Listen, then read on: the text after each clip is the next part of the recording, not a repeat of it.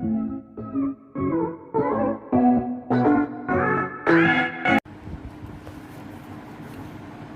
की क्लास में हमने मोटापा पढ़ा था। मोटापा जो है वह बीए सेकेंड ईयर की क्लास में भी है और एमए फाइनल की क्लास में भी, तो दोनों बच्चे इसका पढ़ने में यूज़ कर सकते हैं। मोटापा यानी ओबेसिटी, उसमें कल हमने परिभाषा पढ़ी थी, उसके बाद मोटापे के कारण पढ़े थे, मोटापे की पहचान पढ़ी थी। आज हम लेंगे मोटापे के कारण से उत्पन्न जटिलताएं। क्या जटिलताएं उत्पन्न होती है मोटापे के कारण, कौन कौन सी हैं परेशानियां परेशानियों का अनुभव होता है। सबसे पहला पॉइंट आता है शारीरिक अक्षमता। शारीरिक अक्षमता, मोटे व्यक्ति का वजन सामान्य व्यक्तियों से अधिक होता है, ये बात हम जानते ही हैं, परंतु उनके टांगों की रचना एवं बनावट सामान्य लोगों की तरह ही होती है। उनके शरीर का संपूर्ण भाग उनके टांगों और श्रोणी मेखला पर पड़ता है, जिसके कारण पैरों में भी दर्द होने लग जाता है और रीढ़ की हड्डी में भी दर्द होना शुरू हो जाता है। इसलिए मोटापे के कारण शारीरिक अक्षमता आ जाती है, विकृति उत्पन्न हो जाती है। सेकंड है मेटाबॉलिक डिसऑर्डर यानी चयापचय संबंधी दोष।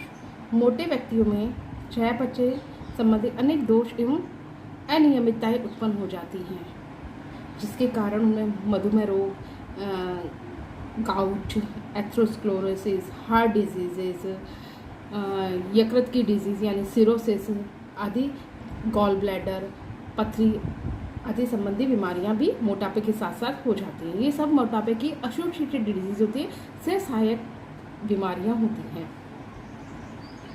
नेक्स्ट हम लेते हैं हृदय संबंधी विकार। मोटे व्यक्ति के रक्त में कोलेस्ट्रॉल की मात्रा बढ़ जाती है।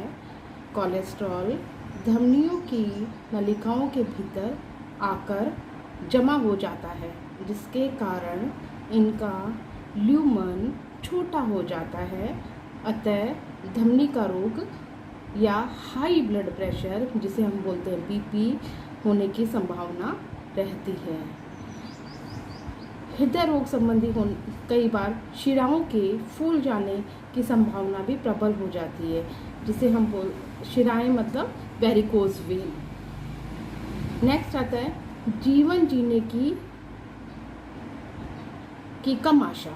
मोटा हो जाता है व्यक्ति तो वह आलसी हो जाता है, कार्य करने के प्रति उसका मन नहीं करता, इसलिए मोटे व्यक्ति अनेक रोगों के भी शिकार हो जाते हैं, जिसका कारण जैसे हृदय रोग, मधुमेह रोग, उनके जीने की संभावना, जीने की आशा जो होती है वो कम हो जाती है।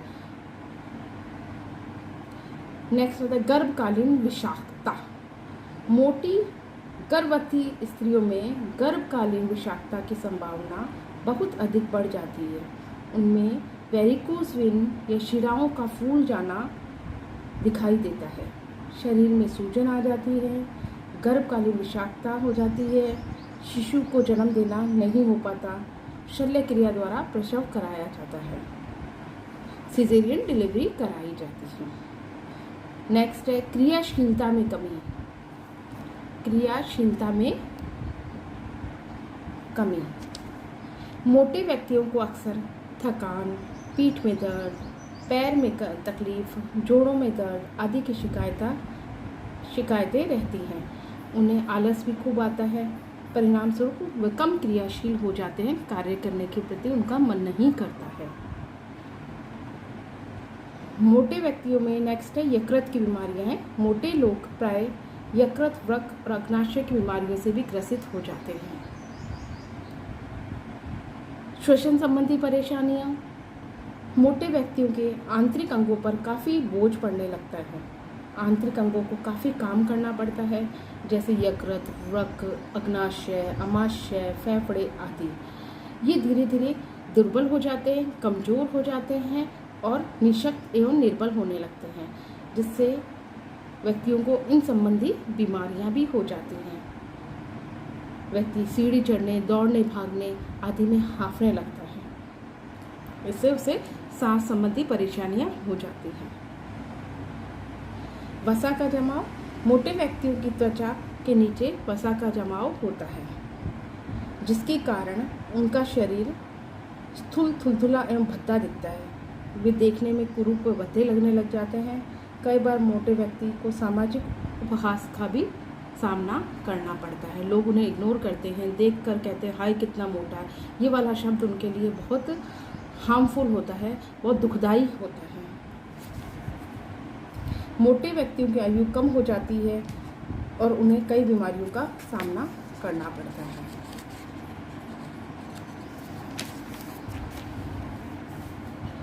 मोटे व्यक्ति में मनोवैज्ञानिक तथा संवेगात्मक समस्याएं उत्पन्न हो जाती हैं। कभी कभी उन्हें मजाक का पात्र भी बनना पड़ता है। ये तो हुई मोटापे के कारण उत्पन्न जटिलता। ये समस्या मोटे व्यक्ति को सामान्य तौर पर अपने जीवन में देखने को मिलती है। अब आती है, नेक्स्ट आता है आहार नियोजन। मोटे व्यक्तियों का हम आहार नियोजन कैसे करेंगे, क्या डाइट प्लान करेंगे मोटे व्यक्ति के, जिससे कि उनका आहार नियोजन किया जा सके। सबसे पहले हम लेते हैं कैलोरी। मोटे व्यक्तियों को कम कैलोरी युक्त आहार की आवश्यकता होती है, परंतु भोजन की मात्रा उतनी ही होनी चाहिए ताकि उसका पेट भर सके। कहने का मतलब ये हुआ, भोजन तो उसको पर्याप्त मात्रा में दिया जाए, लेकिन उसकी जो डाइट हो, जो आहार बनाया जाए, उसके लिए कम कैलोरी युक्त होना चाहिए।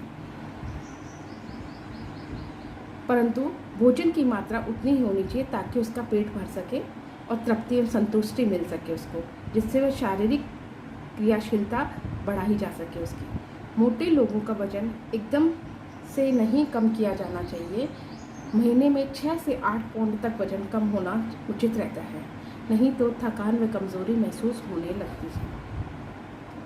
अतः धीरे धीरे वजन कम किया जाना चाहिए। इसीलिए मोटे लोगों को प्रतिदिन ऊर्जा का सेवन 800 से 1000 किलो कैलोरी तक सीमित रखना चाहिए। 800 से इनको कैलोरी 1000 किलो कैलोरी तक देनी चाहिए।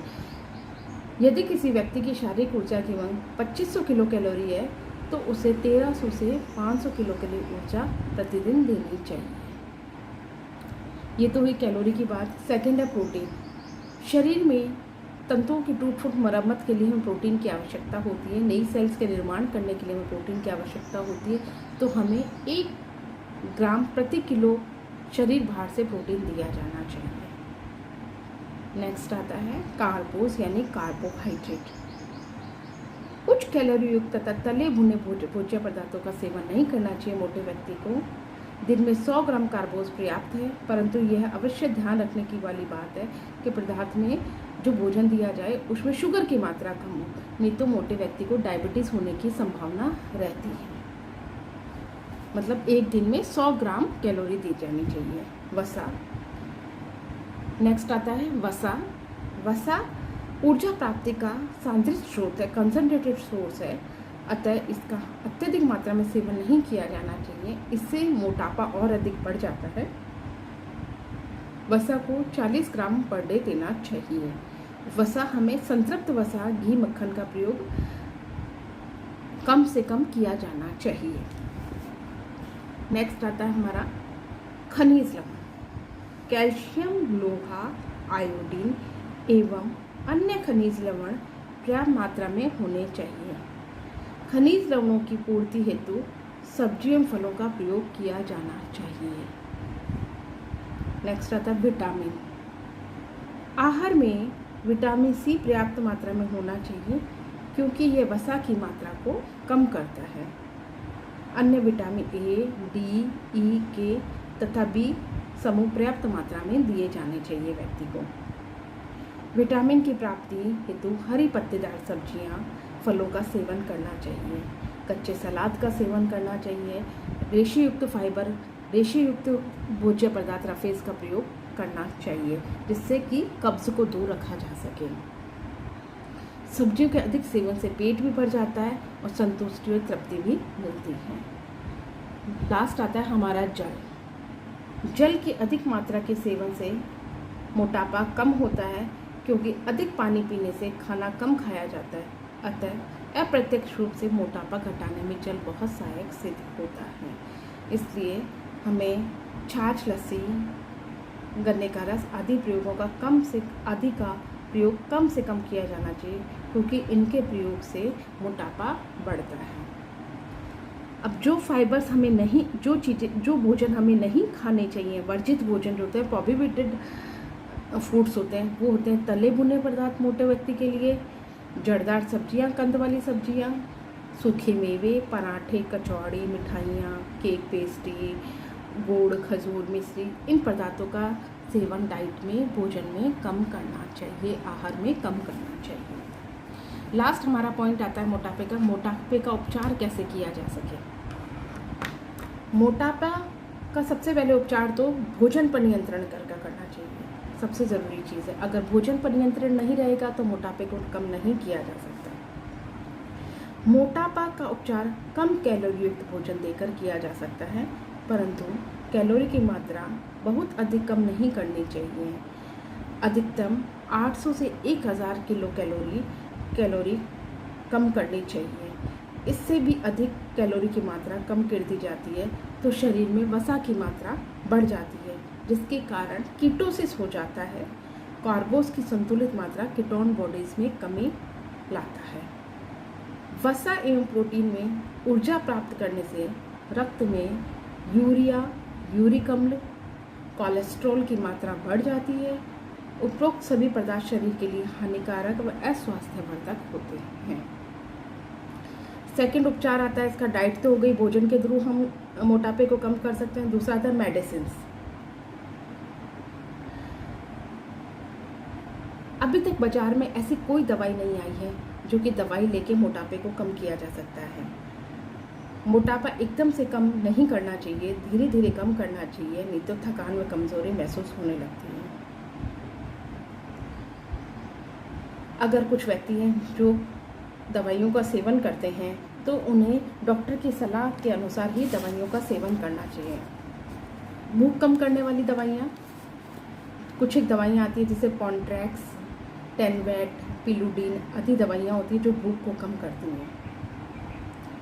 थायराइड ग्रंथियाँ, कुछ दवाइयाँ ऐसी होती हैं जो थायराइड ग्रंथि के श्रावण पर नियंत्रण रखती हैं और वजन घटाती हैं। कुछ डायूरेटिक दवाइयाँ होती हैं जो कि डायूरेटिक तथा लैक्सेटिव का उपयोग मोटापे को घटाता है। इनके अत्यधिक उपयोग से मूत्र एवं मल अधिक मात्रा में बनता है। अत्यधिक मलमूत्र बनने के कारण मोटापा घटता है, परंतु शरीर के लिए हानिकारक होते हैं। इसका प्रयोग डॉक्टर की देखरेख में ही करना चाहिए। नेक्स्ट आता है फार्मूला आहार, जिसे हम बोलते हैं कि पर्टिकुलर कोई फार्मूला बनाकर ही डाइट देनी चाहिए। मोटे व्यक्तियों के वजन को कम करने के लिए तैयार किया गया आहार बाजार में मिलता है। यह आहार डिब्बे में बंद रहता है, जिसकी कैलोरी की मात्रा 1000 किलो कैलोरी होती है।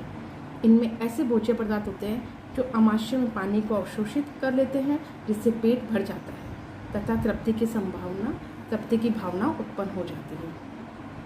इसे बोलते हैं फार्मूला आहार। नेक्स्ट आता है एक्सरसाइज। व्यायाम भी एक बहुत बड़ा तरीका है मोटापे को कम करने का। इससे शारीरिक क्रियाशीलता बढ़ जाती है, जिसके कारण मोटापा जो होता है वो धीरे धीरे कम होना शुरू हो जाता है। वे लोग जो शारीरिक श्रम कम करते हैं, बैठे बैठे रहते हैं, मानसिक कार्य करते हैं, व्यायाम नहीं करते, उन व्यक्तियों में मोटापा अधिक देखने को मिलता है। जो व्यक्ति खेल कूद रहते हैं, साइकिलिंग करते हैं, टहलते हैं, घूमते फिरते हैं, उन व्यक्तियों में मोटापा कम देखने को मिलता है। नेक्स्ट आता है चिकित्सक भूख। मोटापे से ग्रस्त रोगियों को चिकित्सालयों में कई सप्ताह तक केवल पानी, विटामिन, खनिज लवण युक्त भोज्य पदार्थ पिलाकर रखा जाता है। थेरेपेटिक स्टारवेशन, इससे मोटापा कम हो जाता है। अमेरिका में डॉक्टर जॉन और फॉरेट ने मोटापे से ग्रस्त रोगियों को केवल वसा रही सूप पिलाकर रखा, जिसके कारण उनके वजन में काफ़ी कमी देखी गई। नेक्स्ट आता है रेशेयुक्त भोज्य पदार्थ। मोटे व्यक्तियों को रेशेयुक्त भोज्य पदार्थ देने चाहिए, जिससे उनका मोटापा कम हो सके, और भोजन खूब देना चाहिए। फाइब्रस भोजन देना चाहिए जिससे उनको संतुष्टि मिल सके। इनमें रेशोयुक्त भोज्य पदार्थ होते हैं, इनमें कैलोरी की मात्रा 0 के बराबर होती है। नेक्स्ट, नमक। यदि मोटे व्यक्ति बीपी से ग्रस्त है तो आहार में नमक नहीं देना चाहिए, उसे हटा देना चाहिए, क्योंकि मोटे व्यक्ति कई तरह के डिजीज़ से सहसंयोजित डिजीज़ से ग्रस्त होते हैं, इसलिए हमें उनकी बीमारी को ध्यान में रखकर ही नमक देना चाहिए। ये तो हुआ मोटापा। आज हमने मोटापे के कारण उत्पन्न जटिलताएं, आहार नियोजन और मोटापे के उपचार पढ़े। मोटापा जो है वह हमने 2 क्लासेस में कंप्लीट कर दिया है, कल की क्लास में और आज की क्लास में। अगली क्लास में हम कोई नई बीमारी या डिजीज़ लेकर आपके समक्ष उपस्थित होंगे। Thank you.